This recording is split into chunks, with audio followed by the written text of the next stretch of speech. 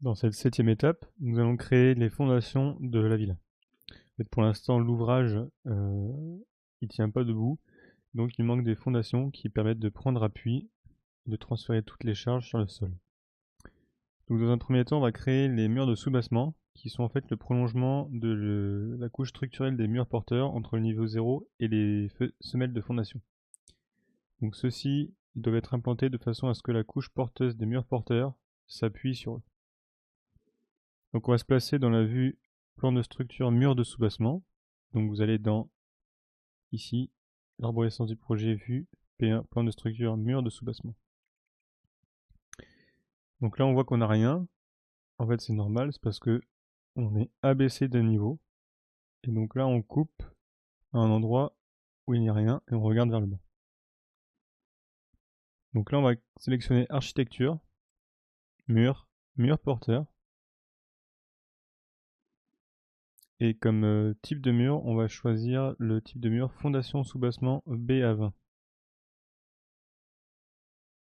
Voilà, donc fonde soubassement B à 20.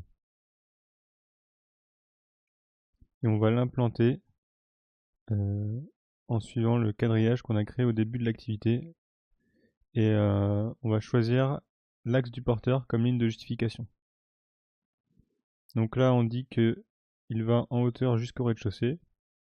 Ligne de justification, axe du porteur. Très bien. Donc là, on peut mettre en place notre mur de soubassement. Donc je le mets en place en fait là où j'ai mis en place les murs porteurs.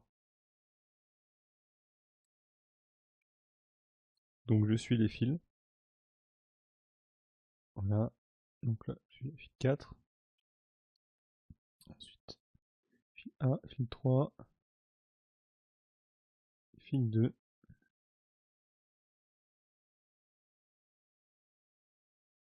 Et je reviens. Voilà, donc là je vérifie mon travail dans un premier temps. Donc là tout est connecté, c'est bon. Donc là, on va se mettre dans la vue 3D. Simplement pour vérifier notre travail. Donc ça a l'air bien. Donc ce qu'on voit, c'est que effectivement, on a une couche qui ne se prolonge pas. Ça c'est la couche de finition. On a le béton qui se prolonge. Et ensuite, on retrouve notre plancher. D'accord? Donc là, on a créé nos murs de soubassement. Maintenant, il nous reste à créer nos fondations à proprement parler, c'est-à-dire nos semelles. Donc là, on est sur des fondations superficielles. Donc on va se mettre dans la vue 3D et dans l'onglet structure, on va sélectionner mur. Et ici, euh, voilà, dans le groupe de fondations, ici, on va sélectionner mur. Voilà. Et on va sélectionner le type de semelle filante 20 cm par 20 cm par 30 cm. Donc celui-ci. Voilà. Et donc là, il ne reste plus qu'à cliquer sur les faces inférieures des murs de soubassement pour mettre en place les semelles. Donc là, j'ai sélectionné structure, mur, les semelles filantes et je sélectionne les faces inférieures du mur de soubassement. Et là, j'ai mes semelles qui se mettent en place. Donc je sélectionne tout le pourtour. Et donc voilà, échappe. Donc là, je viens de créer mes fondations, les murs de soubassement et mes semelles. Donc pour vérifier notre travail, on a effectivement la vue 3D et pour vérifier un peu plus en profondeur, on peut utiliser ce qu'on appelle des vues en coupe. Donc dans l'onglet vue, on va cliquer sur coupe, mais tout d'abord, on va se mettre dans une vue, par exemple la vue rez-de-chaussée, voilà. Et là, on va se mettre dans vue, coupe, et on va créer une vue en coupe selon l'axe est-ouest au niveau des deux débords ici de la ville. Donc là, je vais créer une vue en coupe. Donc je clique un endroit, je me mets à l'horizontale et je clique à nouveau. Voilà, et donc là j'ai créé une vue en coupe. Donc cette vue en coupe, elle coupe la villa à ce niveau, et ce qu'on voit, c'est toute cette partie-là. D'accord? Donc après on peut modifier ça, on peut changer le sens de la coupe en cliquant ici sur les flèches. Voilà. Et on peut modifier la profondeur de coupe ici. Donc là, je vais mettre une vue en coupe comme ça. Donc là, ce qu'on voit, c'est que dans les vues, on a la section coupe qui est apparue, coupe 1. Et là, effectivement, on voit qu'on a la coupe qu'on a définie précédemment au rez-de-chaussée. Donc on voit bien la coupe des deux débords sur coupe 1.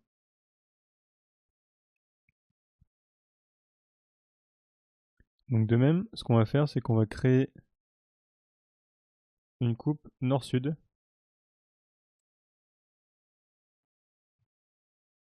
à ce niveau-là, au niveau du débord ouest. Voilà. Donc là, on a la coupe 2. Donc on va se placer sur la coupe 1. Et en zoomant, en fait, ce qu'on remarque, donc déjà, on va déjà regarder si on a bien nos murs porteurs et nos murs de soubassement qui sont joints au niveau du béton. Donc là, déjà, c'est bien. On retrouve ici la même chose.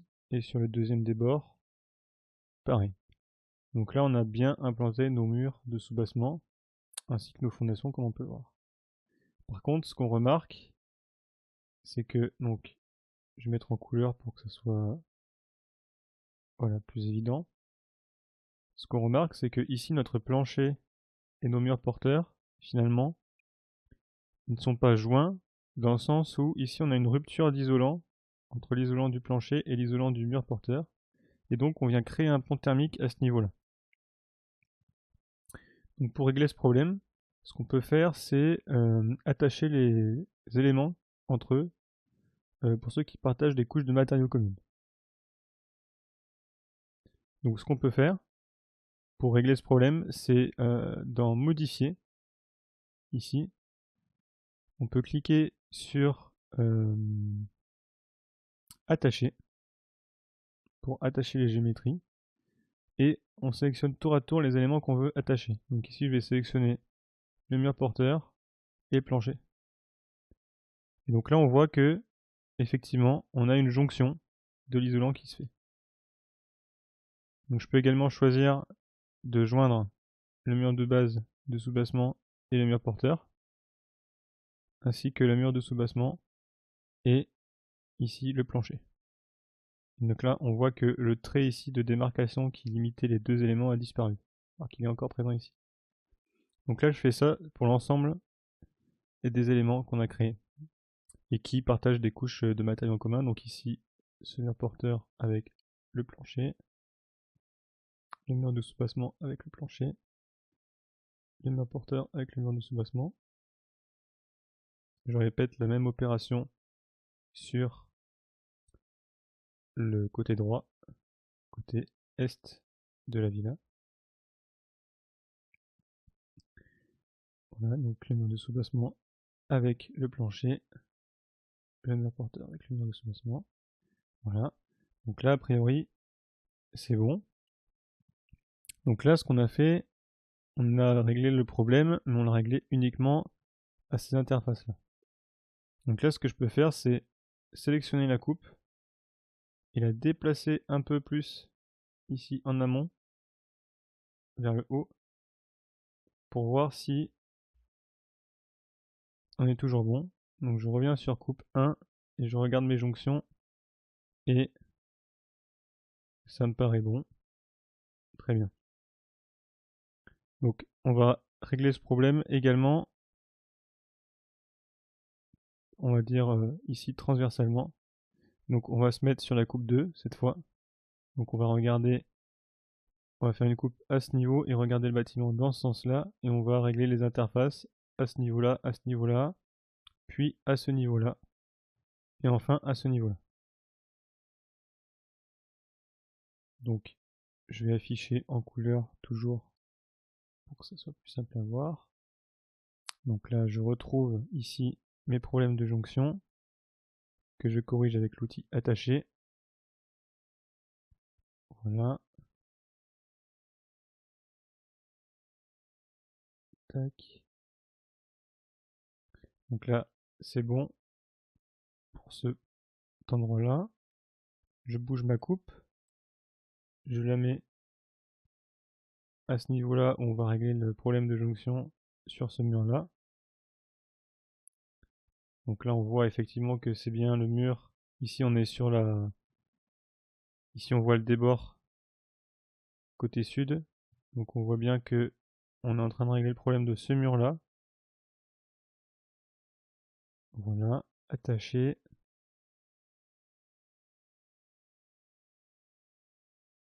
Hop. Et il me reste encore ce débord-là à régler. Je déplace ma coupe. Je vois que j'ai encore un problème toujours sur ce mur-là. Attaché.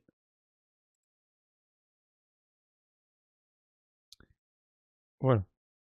Donc là je viens de régler tous mes problèmes d'interface et de pont thermique au niveau de mon bâtiment.